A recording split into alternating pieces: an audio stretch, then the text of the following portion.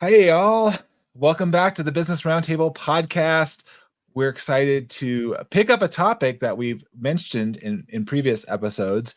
And so before we do that tonight, just in case you're listening for the very first time for some strange reason, we're again glad to have you here. This is officially episode 27, if you can believe it. My name is David Carr, Steward Your Business, where I help small business owners and team leaders help to know themselves, to lead themselves and their teams. And we have Bill back. Welcome, Bill. Thank you. Glad to Yes. be back.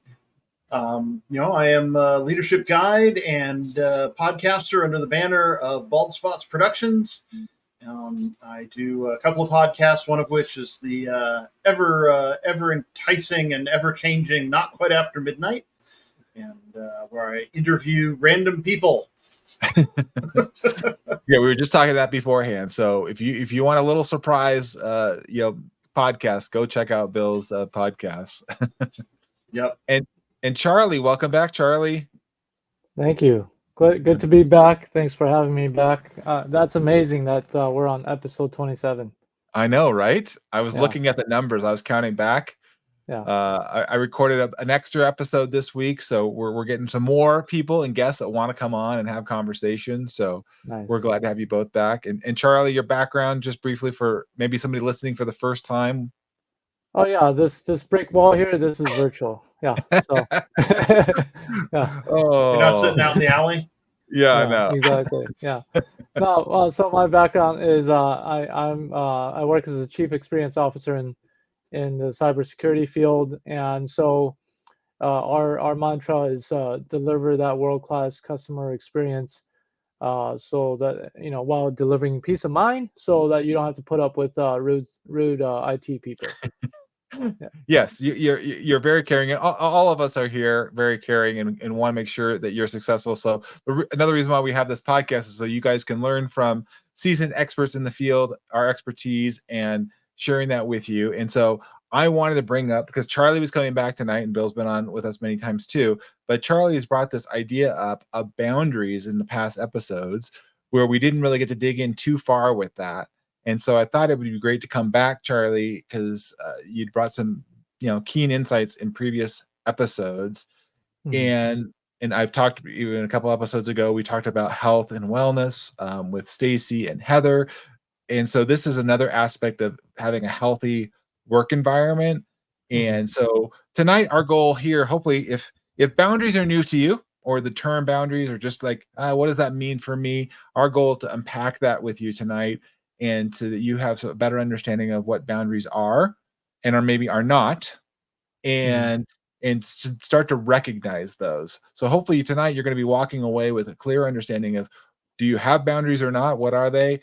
And where are they? How are they showing up in the workplace? So to kick that off, I'll come to you first, Charlie, but just, Sure. explain, particularly in the workplace context, we can go beyond that too. But what are boundaries in your mind? What does that mean when you say, I'm setting up a boundary?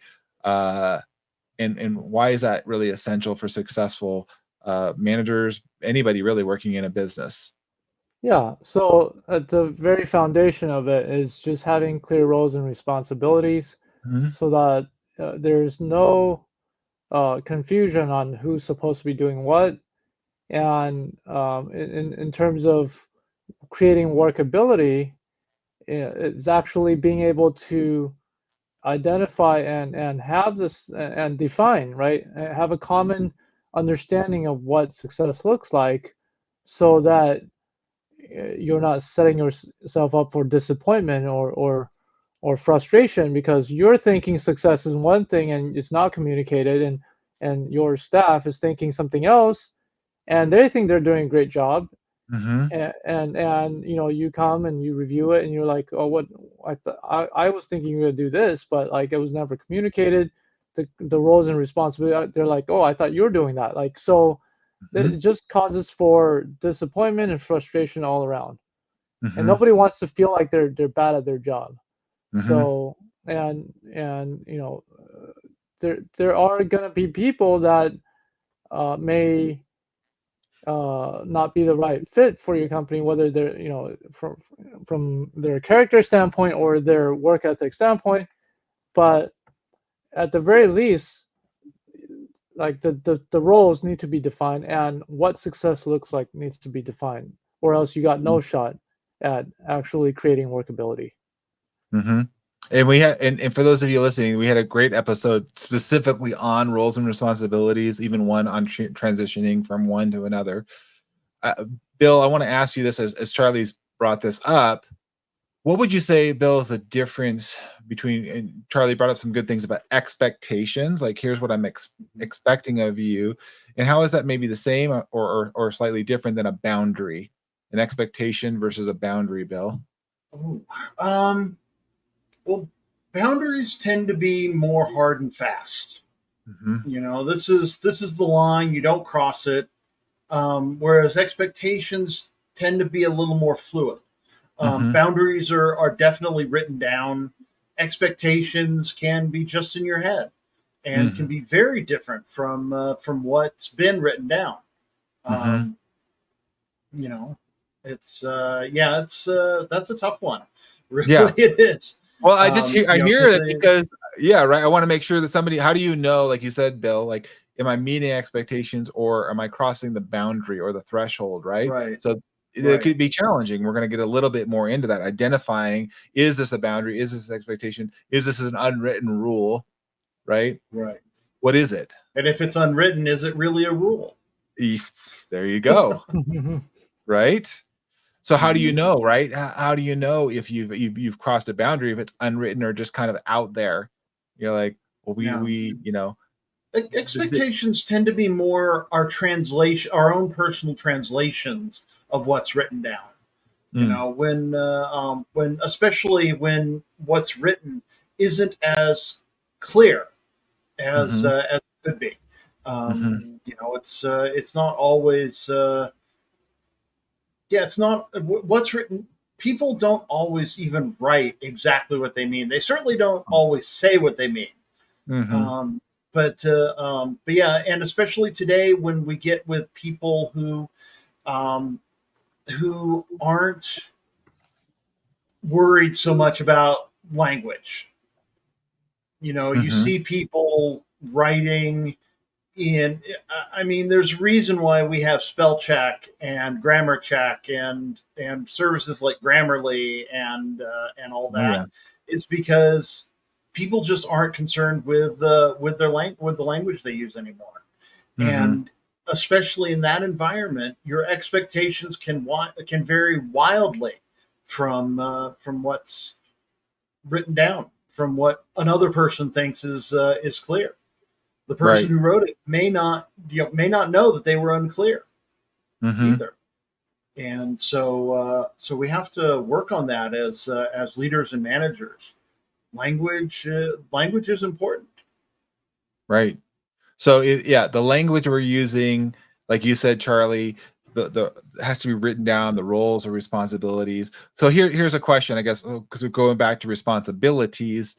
It's really important, and this will be maybe to lining up with boundaries that you're talking about, Charlie, coming back to that, is where does your responsibility begin and end, right? Because that to me is like a boundary point.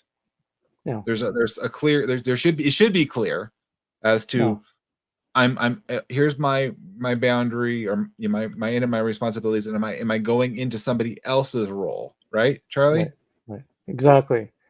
There's another way of putting it is like staying in your lane, right? Like as much as sometimes that's oftentimes what happens in smaller businesses, what we call mom and pop, right? Like oftentimes a lot of people are wearing a lot of different hats, and then it's there's less of a boundary, or like the concept of boundaries is just like it's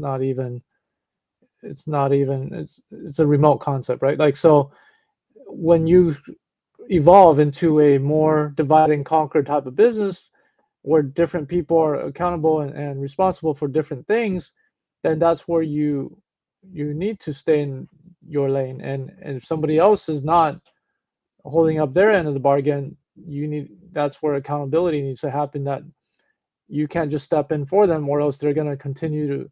That's just going to perpetuate the dysfunction of people crossing into each other's lane, and like you said, cutting into each other's boundaries, and there is no synergy. There is no divide and conquer there.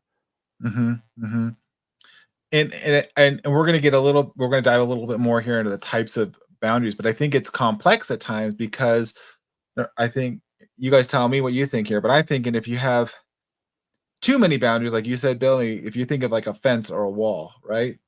You have so many of those, you have to be cognizant of there's a certain value in having boundaries, but if you have so many walls or blockages, that means you're limiting the ability, like you said, Charlie, if you have to stay in your lane, and then there's we become siloed too. So this is a challenge, right? I think what I'm hearing you say is like there's a place in staying in your lane, there's a purpose in that, but then there's a place of crossover at certain points too, where there's an opening in the boundary, where there's let me say maybe a more permeable boundary at times, right?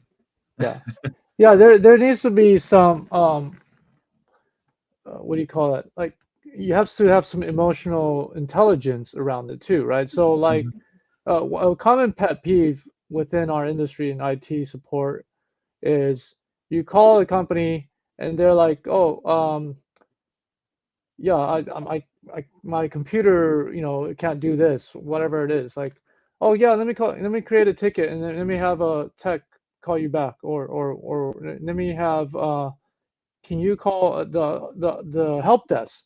Because I'm not the help desk, I'm the accounting department. Like, so that's where, that's demonstrating boundaries, but at the same time, you're leaving a negative experience for your clients, your paying customers. And so that's definitely not the way to do it. You want to do a warm transfer, right? Or even a hot transfer, meaning so the hot transfer, and the distinction there is like hot transfer, you stay on the whole call, and then after the issue is resolved, is there anything else I may assist you with? There's certain companies that do that, right? Depending on the situation, you want to do that. So that's where the emotional intelligence comes in. Like there's VIPs, owners of our companies, where they call me directly. They're never going to call the help desk, and I'm not going to say, oh yeah, can you call the help desk? Like I'm there and I'm going to help them. Like they're not going to want to like, hey, let me create a ticket and let me have like, what I'm saying? Like if I can't help them, that's where I get a tech on the line and let's take care of them. So there's that fine balance for sure. Well, Charlie, what I hear you saying is you're solving a problem. You're not feeling like maybe taken advantage of or violated per se. Right. It's just you're recognizing this is where I'm saying when we have boundaries, it's to, in a way of protecting folks in their well-being. Right. Versus what I hear you saying, like, look, there's a need, there's a help. I'm not going to just stay here and like watch the person being injured. It's like, well, that's not my job. It's like, well, yeah, but I can help them, and it's not hurting me, right? It's not putting you in a bad. It may disrupt your day a little bit, but you're like, at the end of the day, I want to help my clients, right? Yeah, exactly. Yeah. So, Bill, I'm going to come back to you then, because we're going to identify some of these areas of these types of boundaries. And so in the idea, Bill, like we said, a boundary is there to protect you in a way. It's to make sure that somebody is honoring you, being considerate, right? Not putting you in harm's way, not mistreating you. So when we think about that, what is a type of a boundary that comes to mind for you in that context? Well, Charlie already mentioned a really good one. The boundary between what you know and what you don't know. Not letting people push you into areas that you don't have knowledge. The person who calls on the for tech support, and you're the accountant, and it's like, well, on the one hand, you want to help that person and you want to get them to the person who can help you, but you can't say, well, let's figure this out. You shouldn't be doing that kind of a thing and putting yourself in that kind of situation. But doing a warm or hot transfer where you take the person on the phone to the tech support guy and like, hey, our customer's having a problem, help them, kind of a thing. But yeah, there's also the responsibility boundary, where this isn't my problem, this isn't my job, kind of a thing. And that's really a lot more to, well, they all boundaries kind of protect the person, the individual who's on the other side of it. But that helps protect everybody who's involved in it, the person whose job that is to do it, and all that. But I still hate it when people say that's not my job. It's like, that's when you do the warm transfer of like, oh, you know what, I know who you need to talk to. Let's take you over to that person and get them there. Well, here I'll flip it a little bit, Bill, on this, and maybe come back to you, Charlie. So say somebody comes to one of your techs, right? And they're saying, hey, I need you to give me the password or access to this account, and they're not authorized, right? So there's, again, a boundary that your responsibility is not to release that information because you're just not authorized. You don't have, maybe you could get access to it, but somebody is pressuring you to get something, and you're feeling like that's going to put me in jeopardy by trying to hear that request, right, Charlie? Yeah, absolutely. That's where the chain of command and rules of engagement comes in, where, absolutely. I thank you for your requests. This does require an approval. Let me reach out, and I will be able to provide that once I get the approval. So you're not saying no in like a rude way. And there's going to be times where customers are going to ask for things that we can't do or don't have. I'll give you a perfect example. Example that I went through as being on the customer end. I was at a restaurant last week in Salt Lake City, and a colleague of mine asked for ranch, and the restaurant didn't have it. So the server just straight up said, "No, we don't have it," and walked away. So I was like, that's interesting. Like their whole, being at a restaurant, it's all about service, right? So our main server comes by, and I was like, you might want to talk to that other waiter, because we asked for something and he just said no and walked away. And so do you have something else that's close to the ranch? And so he was able to get us something else that's close to the ranch. And he's like, yeah, that person's new, this, that, and other. So when we can't do something, that's okay. Like, having boundaries doesn't mean that actually is what you, like you said, protecting you from that which you don't know. But at the same time, from a service standpoint, doing what you can control, right? So what we can control is saying, we're not able to do that. However, this is what we can do. Will that work for you? So you don't want to leave the client or the customer without any hope, without any options or alternatives to their problem. What is not our fault is still our problem. They don't care whose fault it is. So if we have customers, what's not our fault is still our problem. So we always want to come back with different solutions that we can do. Right. Well, it's so to your point, Charlie, and the second your main waiter kind of identified it. So what I'm hearing is, this sometimes it seems like common sense, but it's not common sense. It does require some training and education and awareness. Exactly. Yeah. And one of the most common ones that I hear of, that anybody that's worked in any kind of management high level role, is you're talking about like sexual harassment, right? This is a boundary, right? What do we do? Like your personal space, right? Now, the thing is, we would think that would be natural and normal. And I think for the most part it is, but even if it is natural, normal, it's just a reminder. So Bill, like, what's your experience in like the dealing, or maybe not personally, but just when you think about the importance of physical space, comfort zones, where have you observed that or seen that? Particularly, we're all men on this call. So I think I put myself in my wife or other women's situations where they feel, they've got to set a clear boundary as to what's acceptable in the form of communication and shared, or just being close around somebody physically, right? So Bill, what's been your thoughts or experience in there? I've had some experiences, not where I've been accused of, but where I've been affected by. sexual harassment issues. I was at one job where normally most places you have an annual sexual harassment, kind of training and a test you have to take or something. Yep. Because of one individual at this company, we had to take them every 3 months, which was a real hassle.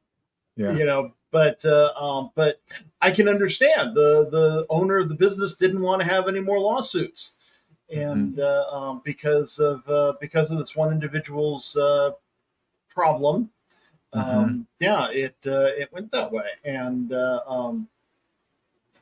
you want to, you need to be careful because there's also cultural norms that that you have to deal with as well that may overlap the sexual harassment field. Oh yeah. Because some cultures it is much more normal to stand closer and may invade a person's bubble. Or they may have been raised in such a way that that genders are not treated equally, and so you need to do training on a regular basis to make sure everybody's on the same page with that, because that's a very important thing, and some people are just jerks and gross. Unfortunately. And they'll do things that they really shouldn't. Those are boundaries that definitely need to be respected, and there needs to be regular training. Maybe not every 3 months, but certainly on a regular basis, depending on your company's needs. Absolutely, Bill. I mean, hopefully not every 3 months. I mean, that sounds like a problem because we've talked about previous episodes about winning culture, and if you missed those episodes, we did them early on in the series, and there's quite a few of them that Charlie and Bill have been a part of. Excuse me. But I do think it's important, like you said, Bill, these boundaries can move a little bit depending on culture, and we got to be clear about this. Where it's appropriate in the language, like we talked about language too, that you're using. And so, I remember taking one video at some point years ago, and even like complimenting somebody, the words you're using, maybe you may be thinking it's no big deal, but to them, they're thinking like, hey, that's crossing a boundary. That's making me feel uncomfortable. And unfortunately, if we were in a healthier place, they could tell you that. But oftentimes they're not comfortable even telling you that you've crossed a boundary.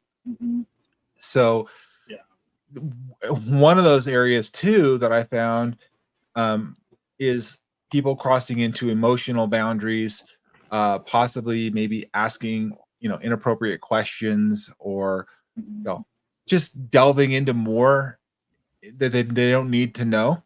Right? Have you ever had that, guys, where somebody's kind of asking questions and you're like, what's the purpose? And they're just being either curious, or that just something has caught their eye, but where right? I know I know someone who was in a situation just like that, where he was just making conversation, and the people he was talking to took it in a much different way, and he ended up getting let go because of it, because they considered it to be too big of a problem.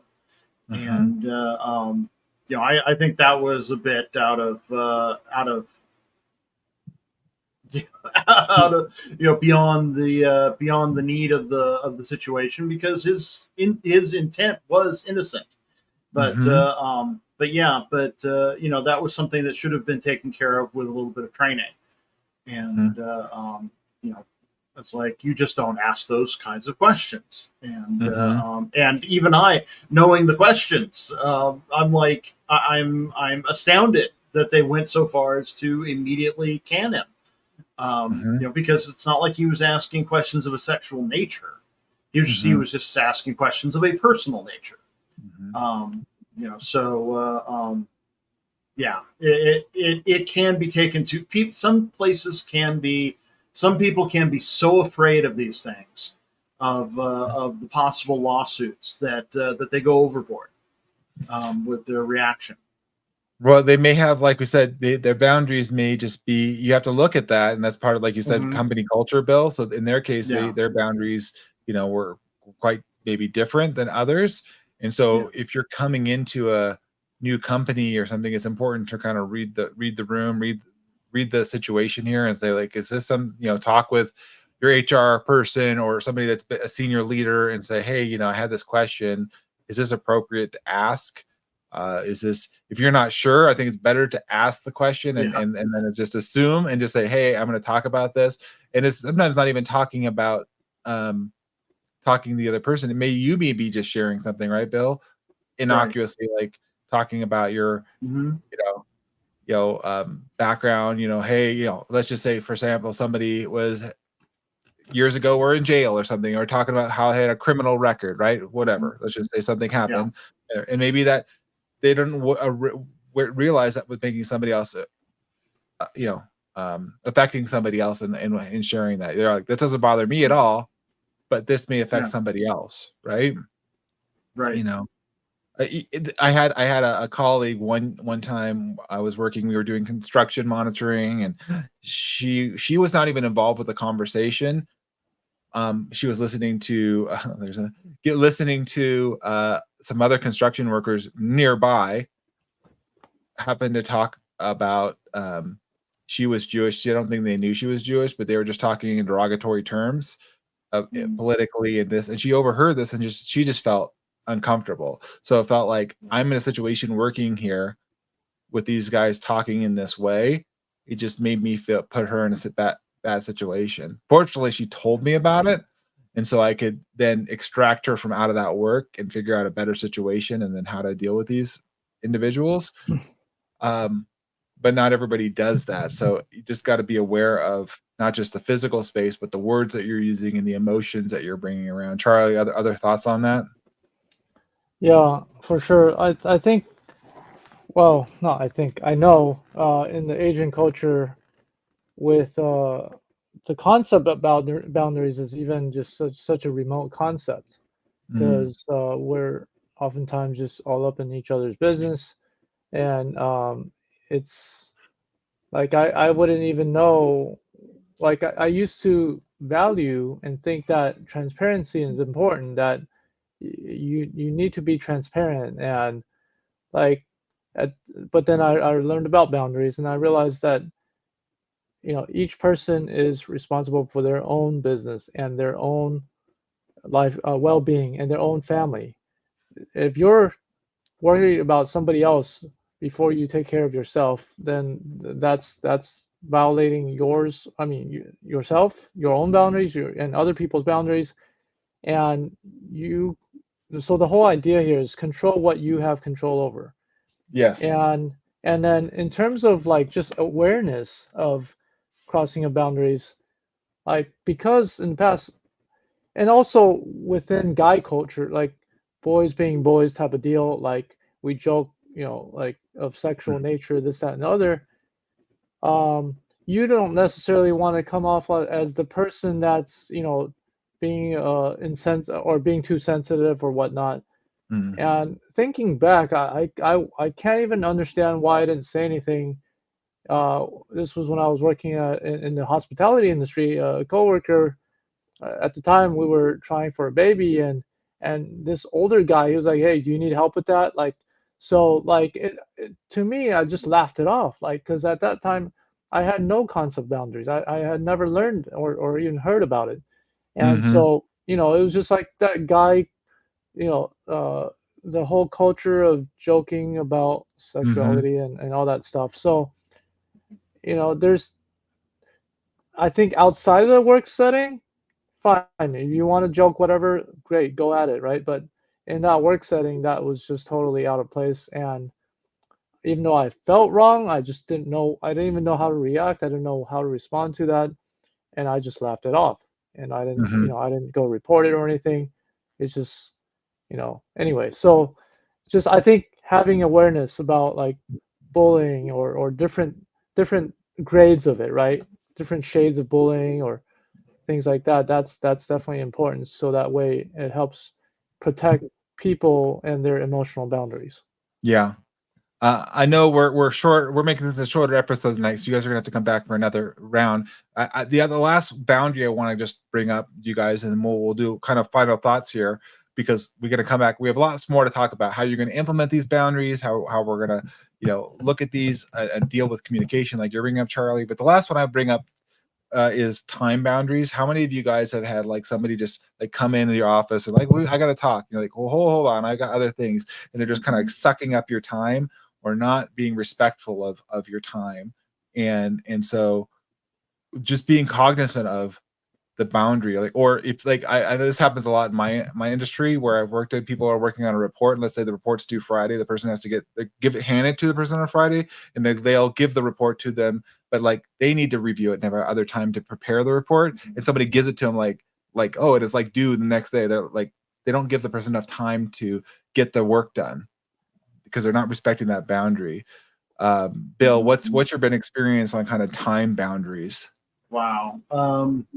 Yeah, just exactly what you'd think. People coming up at the last minute, having a conversation with you about nothing, you know, especially people who are who are in a position superior to yours. Mm-hmm. It seems like those are the people who don't respect your time, because, well, I signed the checks, so of course I can abuse your time if I want to.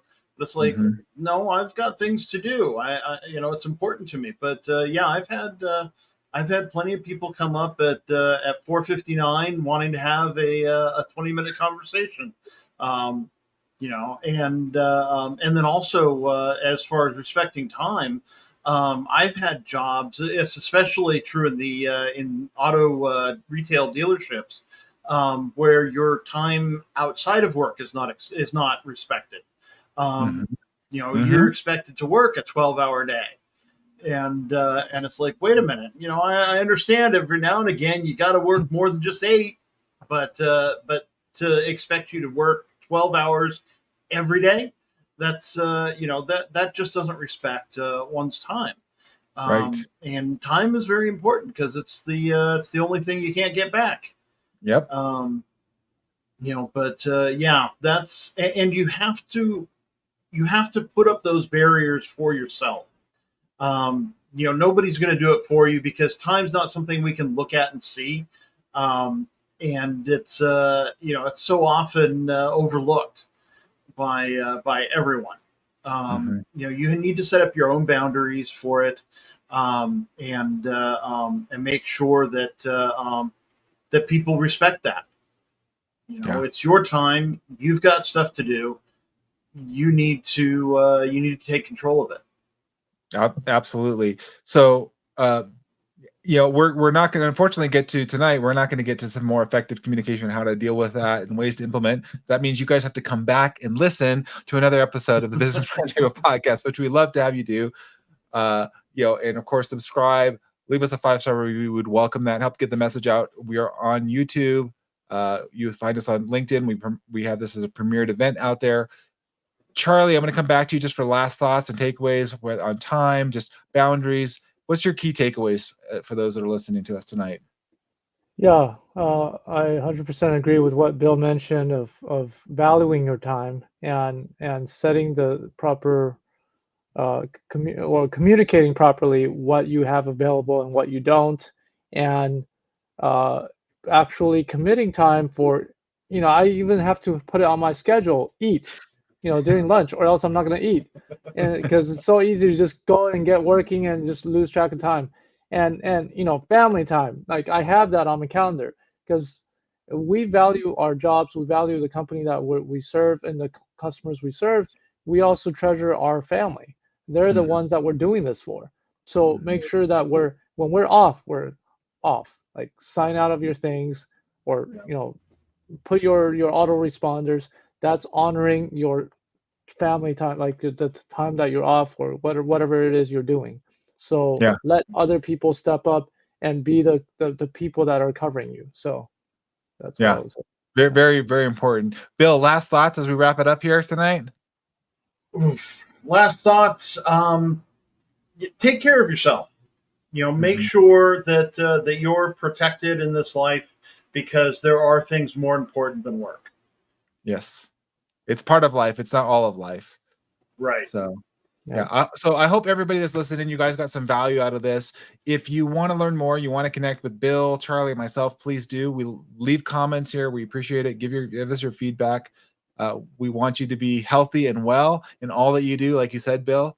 And we want you to come back again for another episode of the Business Roundtable Podcast. So until then, have an amazing night, and we'll talk to you all soon. Thank you, guys. All right. Have a good night, guys. Bye. Thanks. Have a good night.